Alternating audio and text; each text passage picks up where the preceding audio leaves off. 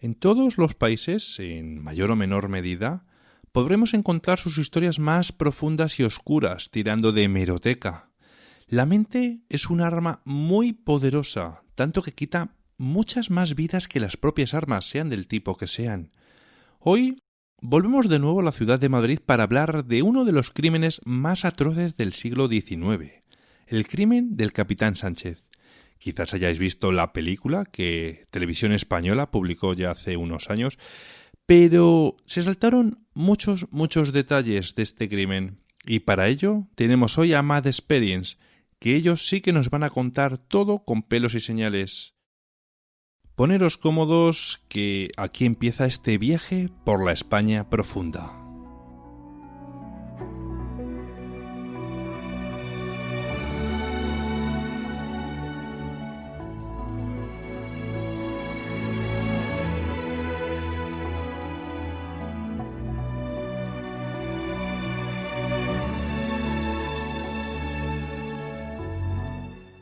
Hola Víctor, bienvenido de nuevo al programa.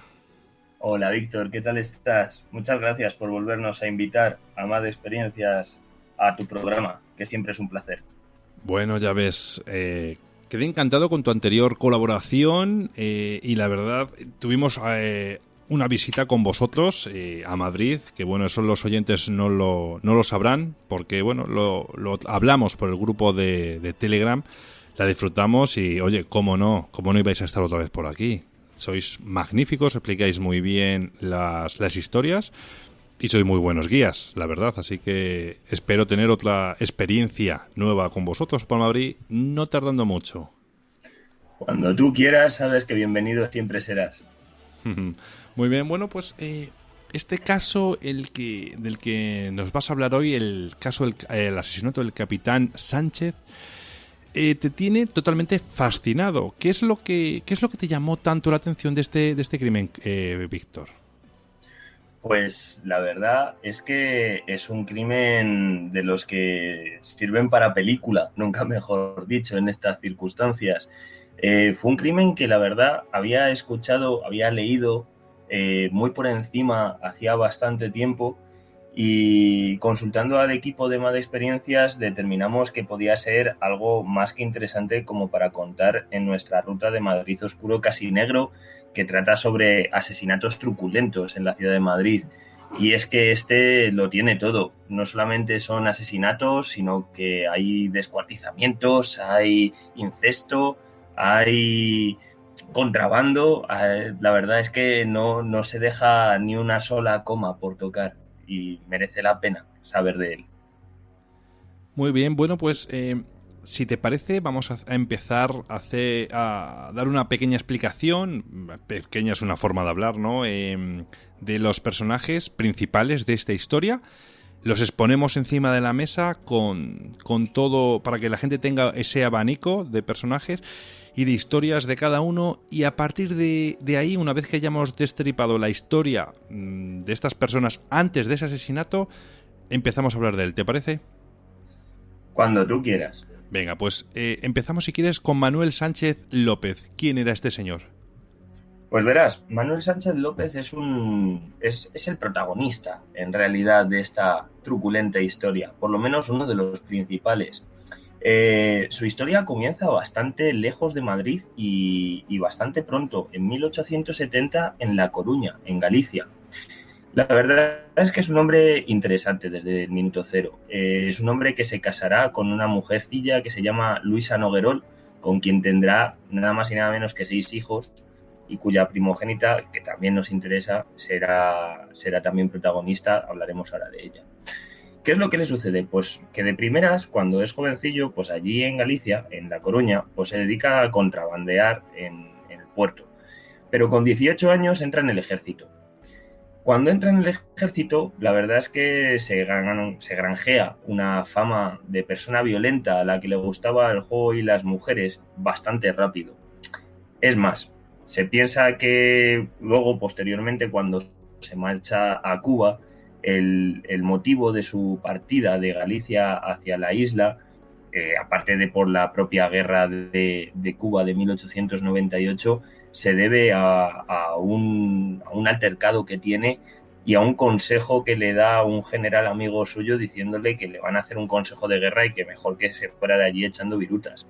Mirad si ya apostaba maneras que lo que se piensa que sucede es que o en una partida de cartas le pega un tiro a un compañero que le gana directamente, o que le han dado una paliza a una muchacha en los puertos y que la han dejado tan hecha a polvo que directamente le van a hacer un consejo de guerra. Así que sin pensárselo mucho, se marcha a Cuba en el barco San Quintín y se va al mando del general Martínez Campos. Una vez que llega allí a Cuba con el mando del general, la verdad es que le sonríe la suerte, porque se va a convertir nada más y nada menos que en el héroe de Peralejo. Peralejo fue una de las batallas importantes que tuvimos durante la Guerra de Cuba de 1898, y en realidad lo que sucedió fue que el general Martínez Campos, un gran militar, múltiples veces condecorado y con una calle estupenda aquí en el centro de Madrid, la lía. Decide hacer un ataque a lo loco contra los cubanos y les están masacrando.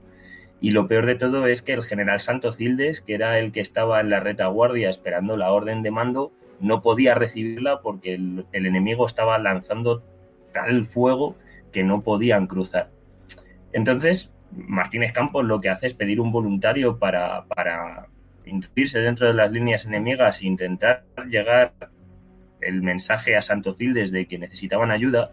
¿Y quién va a ser sino nuestro maravilloso protagonista, el capitán Manuel Sánchez López, quien pues se ofrezca voluntario? Se ofrece voluntario y no solamente eso, sino que le sale bien la jugada. O sea, el pibe se coge, se lanza a las líneas enemigas y va esquivando balas mientras que le silban por los oídos y consigue cruzar hasta llegar al general Santocildes y comunicarles el problema que tienen para que les apoyen. Gracias a eso, la batalla de Peralejo es una victoria y gracias a eso también nuestro particular protagonista pues no va a ser nada más y nada menos que ascendido a los pocos años a capitán, aparte de condecorado por méritos en la batalla y convertido, como os digo, en el héroe de Peralejo. Perdóname. Ahora, ¿qué es lo que sucede? Pues que al volver a España, en el viaje de vuelta para Cuba, le va a suceder otra circunstancia particular y es que va a conocer a una mujer cubana. No nos olvidemos de que el capitán Manuel Sánchez López estaba casado con Luisa Noguerol y que tenía 6 hijos esperándoles en casa. Pero independientemente de esto, cuando llega a España no tiene mejor idea que ir a ver a su familia, decirles hola, para volverles a decir adiós, ya que lo que decide hacerse es marcharse con la cubana a Madrid para que le pueda ayudar a hacer los papeles y quedarse con la nacionalidad española dicha cubana. ¿Qué es lo que va a pasar? Pues que se va a ir para allá, va a estar con esta mujer durante un par de meses, pero al par de meses la mujer le va a dejar sin paños calientes. Y con una mano delante y otra detrás, se decidirá volver otra vez a Galicia a buscar a su familia. Un poco como segundo plato, pero bueno, eran otros tiempos. La cosa es que cuando llega allí a Galicia, con el dinero que había ganado en las batallas de Cuba y demás, y con el rango que tenía, decide montar un pequeño negocio.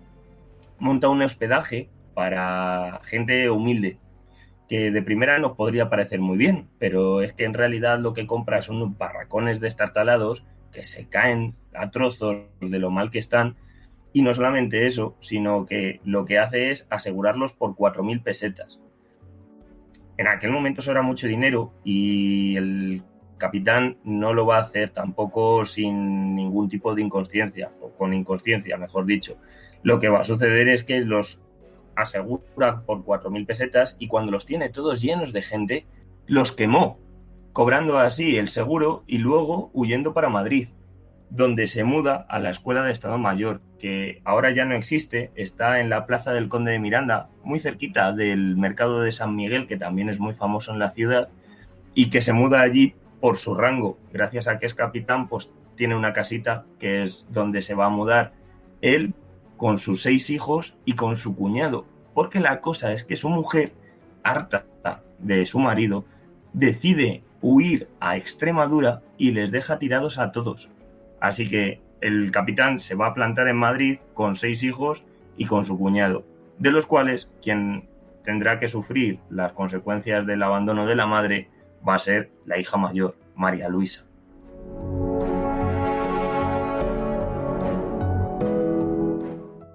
María Luisa Sánchez Noguerol era una de las hijas del capitán Sánchez y además quiero recordar que jugaba un papel importante en la vida sentimental de su padre, así como en la economía del hogar también. Háblanos de ella en general. Pues la verdad, Víctor, que por sorprendente que nos parezca, sí, tanto en una cosa como en la otra. La segunda un poco menos sorprendente que la primera, pero también importante. Veréis, María Luisa lo que le termina pasando es que, abandonando la madre del hogar, pues quien termina asumiendo los roles de la madre va a ser ella. Pero lo que nunca llegó a pensar, o nunca llegaríamos a pensar ninguno, es que asumiría tantos roles de la madre. Ya que lo que sucede es que el capitán Sánchez empieza una relación incestuosa con ella cuando la niña es muy joven. Solamente con 10 años ya se sabe que empieza a tener una relación de tocamientos y de incesto muy mal avenida. Se conoce que además tienen hasta 2 hijos que al final van a ser abortados, que llamaron como ellos mismos, pero al revés, porque coincidió así. A la niña le llamaron Manuela, en honor a su padre, y al niño le llamaron Luis, en honor a la hija. Así que, como veis, una relación un tanto complicada. Pero luego es que además el padre utilizaba a Luisa para muchas cosas. Primero para prostituirla, lo que le daba unos pingües beneficios, porque por lo visto la chavala para la época estaba de muy buen ver. Y luego también para chantajear a personas con un poquito más de dinero que ellos.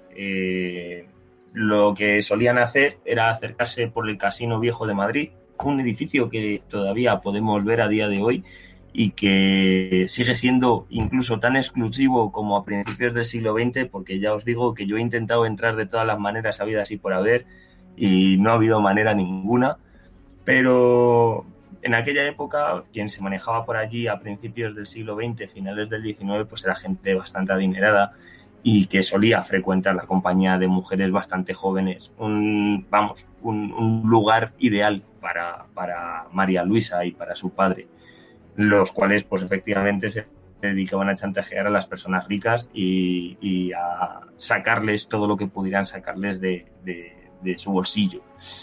Y es en ese momento, además, y con estas circunstancias, cuando Luisa conoce al pobre desgraciado que también va a formar parte de esta historia, y es Rodrigo García Jalón. Rodrigo García Jalón es un viudo rico de 50 años que está afincado en Madrid. Es un hombre que tiene 2 hijos que además están en edad de casarse. Y lo que sucede es que también le gusta lo de jugar en el casino y también le gusta el tema de las mujeres. ¿Y qué es lo que sucederá? Pues que siempre hay un roto para un descosido y pues lo único que tenían que darse eran las circunstancias adecuadas en el lugar indicado. Y eso sucedió. María Luisa conoce en el antiguo Casino de Madrid, situado, como decía, en la calle Alcalá, a Rodrigo García Jalón.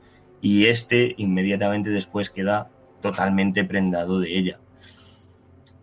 Presa de los encantos de la muchacha, lo que sucederá es que un 24 de abril de 1913, Rodrigo acompañó a Luisa a su casa de la que salían del casino. Antes de esto, el don Rodrigo lo que había hecho era cambiar 5.000 pesetas en efectivo que había ganado en el casino por una ficha del casino, que parece una situación extraña, pero en aquella época el casino era casi más seguro que un banco en cuestiones de patrimonio y mucha gente adinerada lo utilizaba para, pues eso, como si fuera un banco, para canjear dinero y tener dinero en efectivo o no físico a su disposición cuando necesitasen. ¿Qué es lo que sucede? Pues que Rodrigo cambia una ficha por una ficha de 5.000 pesetas dicha cantidad, lo cual en aquel momento era un dinero muy importante. Y lo que hacen es irse a casa de María Luisa, allí a la capitanía, a la escuela del Estado Mayor. ¿Qué es lo que sucederá? Al llegar a casa, Luisa y Rodrigo se sientan juntos y lo que le comunica Rodrigo a Luisa le va a sorprender enormemente, porque le dice que quiere casarse con ella, que está muy enamorado de ella, que quiere proteger económicamente a Luisa y a sus hermanos y que le quiere sacar de la vida en la que lleva viviendo tantísimos años. Claro, esto le deja completamente impactada y sorprendida, porque hasta ese momento ninguno de los hombres a los que había intentado chantajear le habían ofrecido algo así.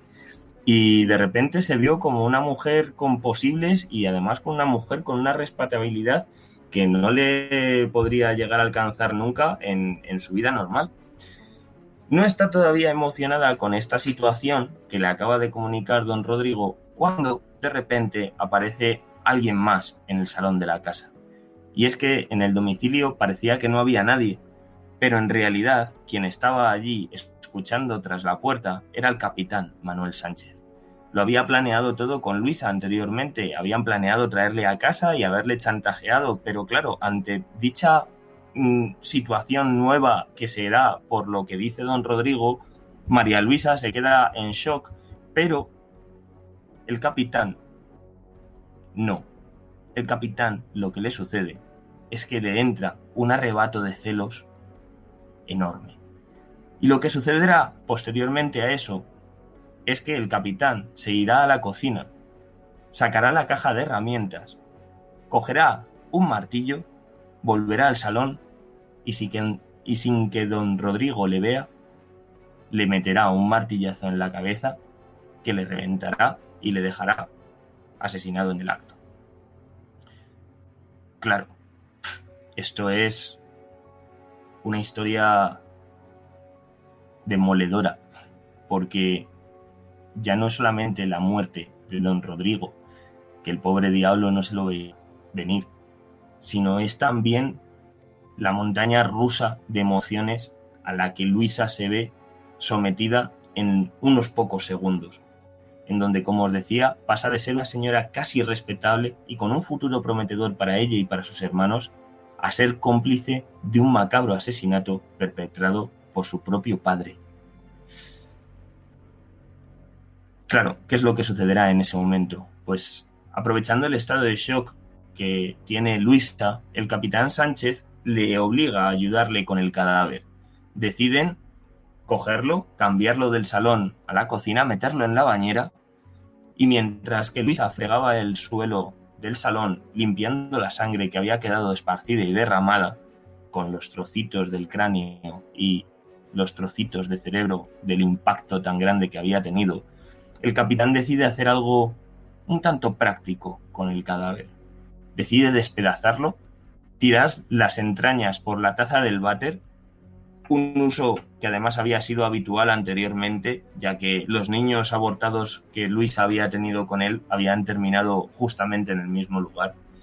Pero con las partes grandes del cuerpo, las piernas, los brazos y la cabeza, decide hervirlos, cocinarlos y servirlos luego de rancho a la brigada que tenía él dentro de la escuela de oficiales.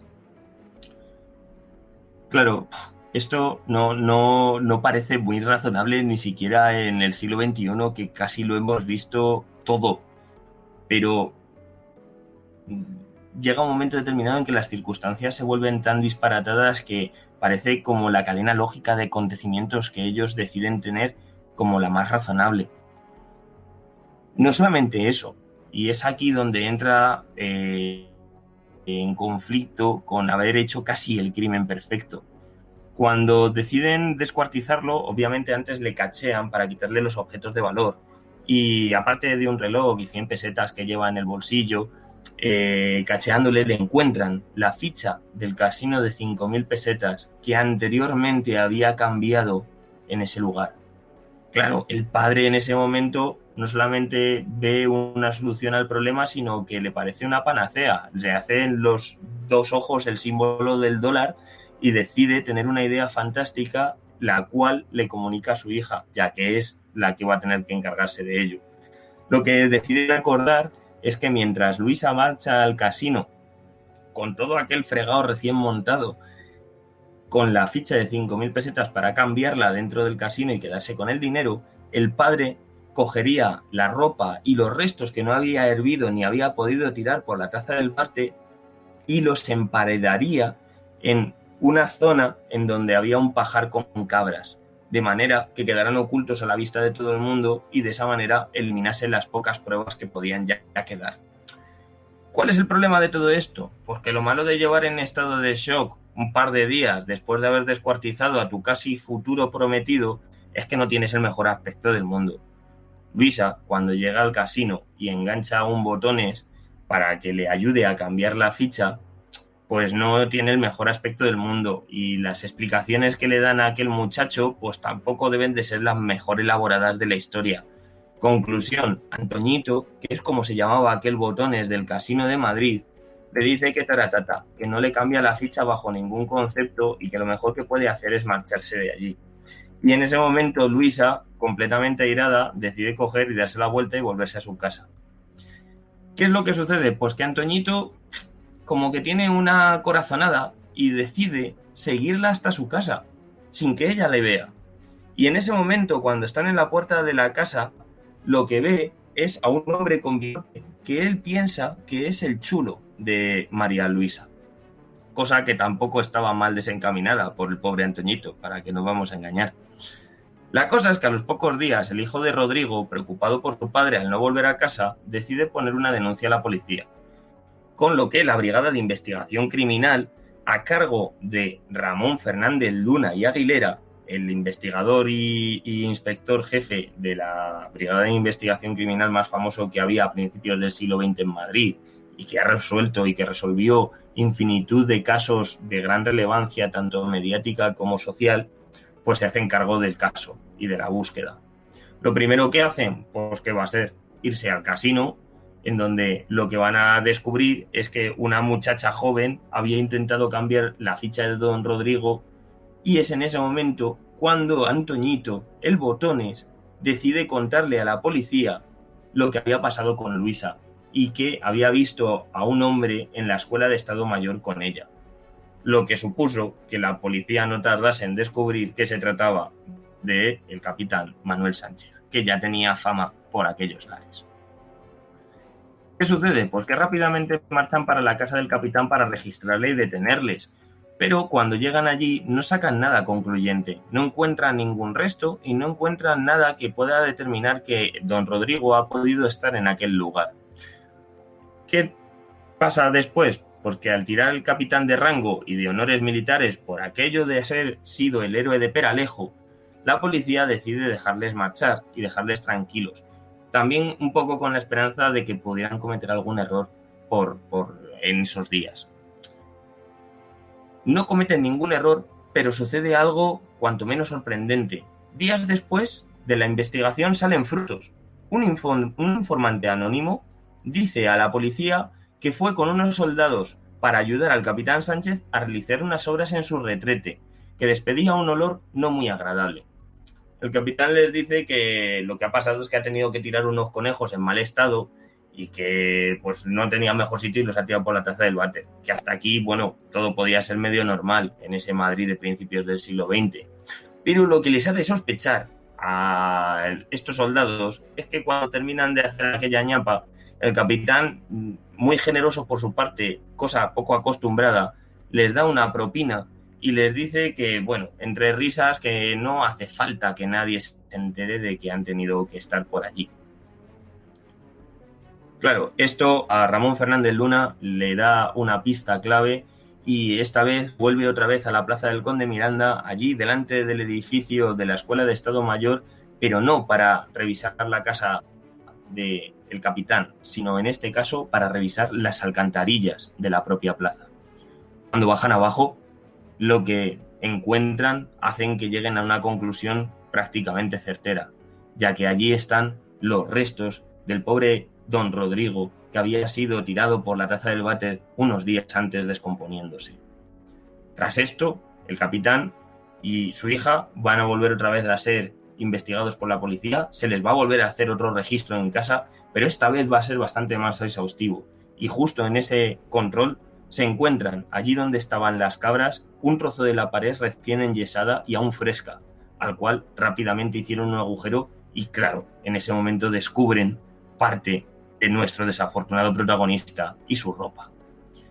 Tras esto, el capitán Sánchez y Luisa son detenidos sin ningún tipo de miramiento y tras varios interrogatorios, Luisa no puede más y confiesa.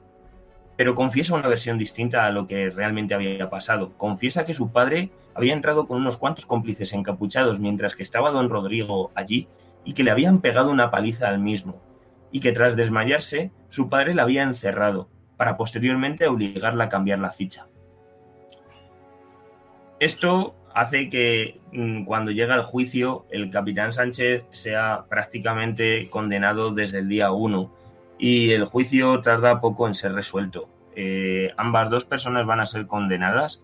El capitán será condenado y declarado culpable a morir fusilado, y aunque debido a sus honores militares hubo gente que pidió su indulto, no se consiguió.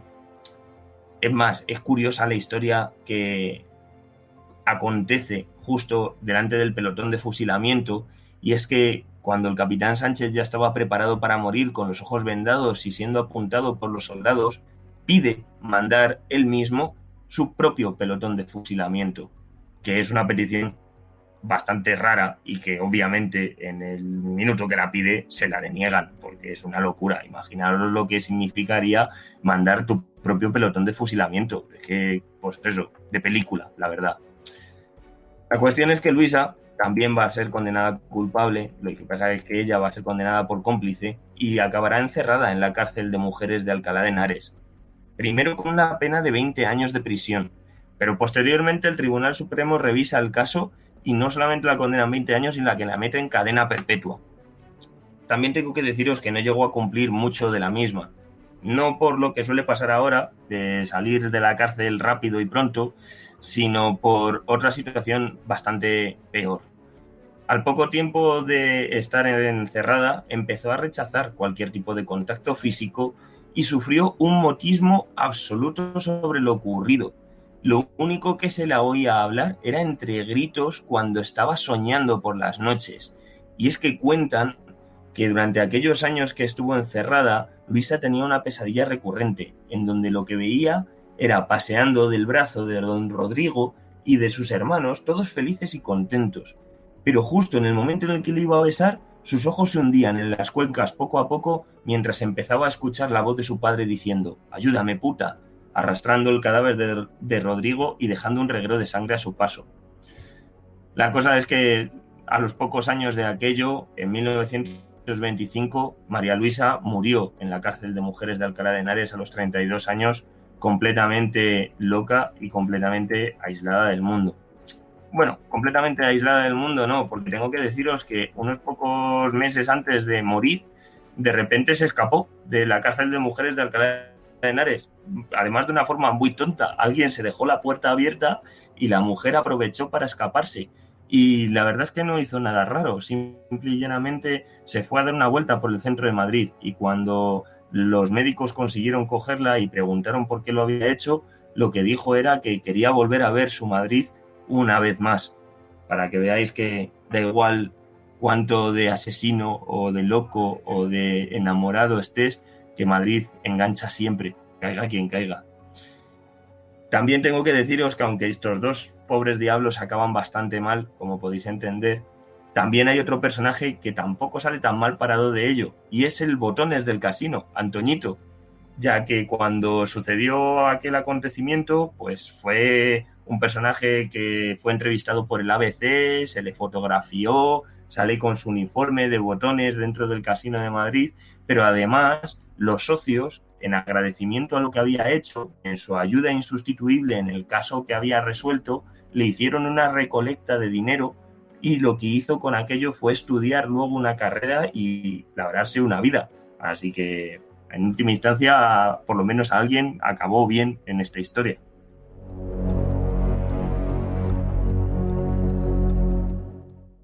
Me comentaste también que el edificio de la escuela donde vivía el capitán Sánchez tenía una particularidad en la entrada, un par de figuras bastante grandes y llamativas. ¿Nos hablas un poquillo sobre este edificio, Víctor? Pues la verdad es que lo de la Plaza del Conde de Miranda tiene su enjundia, como se suele decir. Es un edificio curioso. En realidad se conocía el edificio donde estábamos hablando de la escuela de militares como la Plaza de los Salvajes y el edificio de los Salvajes. Esto se debía a que en la entrada, desde el siglo XIV, había dos enormes esculturas de dos gigantes, de dos golems con dos mazas de piedra que la verdad debían de ser un tanto terroríficas. Tanto era así que las madres madrileñas utilizaban la figura de los dos salvajes para asustar a los niños. De si no te comes la comida te llevaré a la Plaza de los Salvajes. Y no, por favor. O sea, una cuestión cuanto menos curiosa. Y es un edificio que aguantó pues prácticamente hasta el siglo XIX. Perdimos una gran parte de los edificios en el siglo XIX que tenían que ver con la historia medieval de Madrid. Gracias a mesoneros romanos, otro de los grandes cronistas, por no decir el más grande de los cronistas de la historia de Madrid, conservamos alguna cosa que otra, como la casa de Calderón de la Barca. Pero otras tantas, como en este caso la Plaza de los Salvajes, se han perdido en el paso del tiempo. Muy bien, muy interesante estos datos y además también me ha encantado la historia del crimen del capitán Sánchez.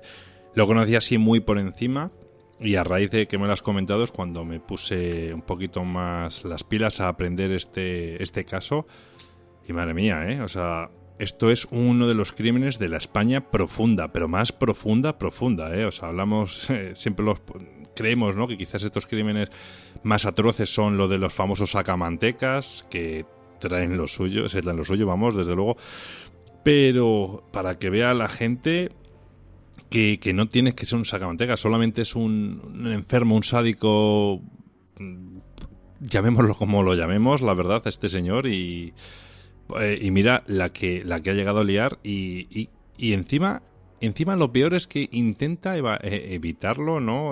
Tirando de rango, ¿no? De rango militar. Menos mal que en aquel momento, oye, la justicia se portó como se tenía que portar. Aunque yo te digo una cosa, a un depravado como en este señor yo le había metido garrote vil, ¿eh? Fueron demasiado, digamos, benévolo, ¿no? Por permitirle ese fusilamiento. La verdad es que la sociedad del siglo XIX todavía entendía de aquellas cosas que hacían del honor y de los títulos y de la nobleza, cosas que por supuesto a día de hoy no pasan y que te daban una cierta categoría incluso para el hecho de morir, porque si efectivamente, Víctor, si hubiera sido cualquier otro personaje de la ciudad de Madrid normal y corriente, te aseguro que su final hubiera sido como el de otros tantos, a garrote vil, en medio de la Plaza Mayor y con 50.000 personas mirándote. Y a este hombre casi le dejan hasta dirigir su propio fusilamiento por tener los rangos y los honores que tenía por algo que había hecho 50 años atrás. Así es, pero bueno, eso también ha ocurrido en más países, ¿eh? Ya lo hablamos tú y yo cuando la de la guillotina, ¿no? Que fue un invento que se diseñó solo para ricos y cuando vieron su efectividad dijeron, no, ni es rico ni nada, aquí vale para todo el mundo porque esto casi hacemos una bacanal, venga, va, al siguiente, en la siguiente cabeza, venga, va, vamos, casi en cadena, sí, ¿no? Los franceses tampoco tienen nada de lo que quejarse con eso de la época del terror y demás. Además, siempre hablamos del garrote vil como un instrumento terrible y que efectivamente además estuvo muchísimos años en España, pues estuvo hasta el año 74 utilizándose. La última persona asesinada por garrote vil en este país fue en 1974, que parece una barbaridad, pero así fue. Pero es que en Francia la última persona aguillotinada con un instrumento del siglo XVIII fue en 1960, que es cuando quitaron la pena de muerte. Y nos podríamos ir a cualquier otro país del mundo de los que consideramos a día de hoy de primer mundo y te aseguro que todos tienen sus historias y alguno incluso todavía ni siquiera las ha cerrado. Bueno, de esto de todo modo, bueno, ya hablaremos si quieres en otros programas porque bueno, espero teneros muy a menudo por aquí por el programa a compartir todas tus historias, las historias que estudiáis y que aprendéis y que son fabulosas. A mí me encantan y a nuestro público creo que también. Oye, Víctor, vienes en representación de un equipazo que se llama Mad Experience. Háblanos, ¿a qué os dedicáis vosotros? Pues sí, Víctor, la verdad es que hoy me toca hablar a mí, pero tengo un equipo detrás de los de Órdago.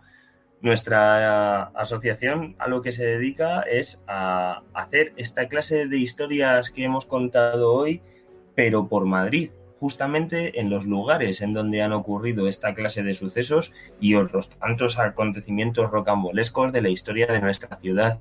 Y tengo que deciros que la verdad es que hemos encontrado, a través del equipo de investigación que formamos en Mad Experiencias, hemos encontrado unas cuantas historias de las de teneros con la boca abierta durante por lo menos un par de horas.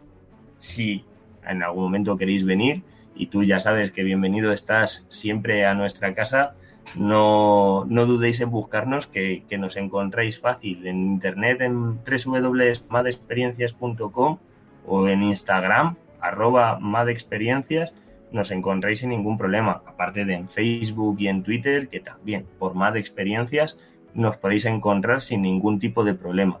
Y si en última instancia directamente queréis contactar con nosotros vía teléfono, tenemos hasta número de teléfono, que es el 695028067. Así que cuando vosotros queráis, bienvenidos sois. Y tú, Víctor, ya sabes que nuestra casa es tu casa y siempre que quieras puedes venir a buscarnos, que siempre nos vas a encontrar. Siempre es un placer estar contigo. Muy bien, muchas gracias. Oye, pues me lo apunto, ¿eh? Cuando acabe el verano, que volvamos otra vez un poco, iba a decir normalidad, pero cuando volvamos otra vez a nuestras rutinas, si el confinamiento nos lo permite, tenemos una quedada, antes de que acabe el año. Vamos a intentar quedar y vamos a pegar unas buenas rutas por Madrid. Y vamos a visitar esos bares de tapeo tan antiguos. Y nos vas contando también la historia, ¿te parece? Me parece estupendo, y sobre todo si nos vamos de bares antiguos, creo que también podremos hacer una experiencia fantástica. Muy bien, bueno, pues me lo apunto en la agenda, Víctor. Oye, pues muchísimas gracias por venir al programa a contarnos esta historia tan interesante. Y como dije hace unos minutos, esta es tu casa y espero que estéis de vuelta no tardando mucho. En cuanto nos invites, aquí estaremos para hacer lo que mejor podemos hacer. Un fuerte abrazo, Víctor. Muchas gracias. Muchas gracias, Víctor.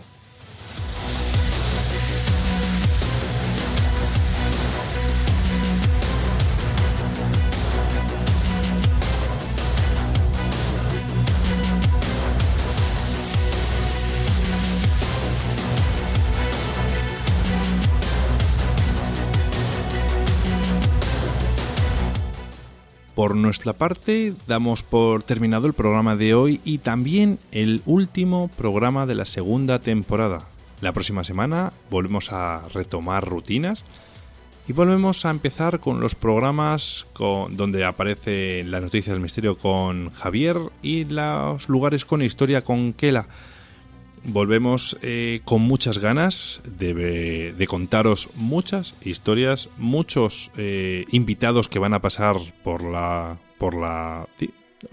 mesa digital, ¿no? del programa, y con contenido muy muy interesante, tanto por parte de Javier como por parte de Kela. Iremos también añadiendo nuevas novedades, que son nuevas secciones o nuevos añadidos que vamos a ir metiendo mes a mes. Ya los iremos desvelando a medida que va avanzando la nueva temporada. Y bueno, espero que hayáis pasado un fabuloso verano, que lo hayáis disfrutado muchísimo, que hayáis cogido muchas fuerzas, porque nos queda afrontar otro año por delante, que parece mentira, pero son 11 meses los que nos quedan hasta que podamos volver a coger vacaciones.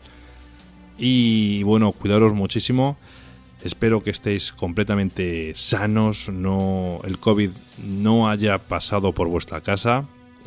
Aún así no bajéis la guardia, porque ya estáis viendo que seguimos con rebrotes y algunas zonas. Yo hablo de España, sé que otros países siguen igual, pero en España estamos empezando también otra vez con los confinamientos, así que cuidaros mucho, de verdad, que esto no es una broma, estamos volviendo otra vez para atrás, así que tener cuidadito también en la carretera cuando volváis, que no hay ninguna prisa, y disfrutar lo que os quede de vacaciones, si todavía seguís, si tenéis la suerte de seguir con ellas. Así que nada, la semana que viene, como os dije, volvemos de nuevo con vosotros.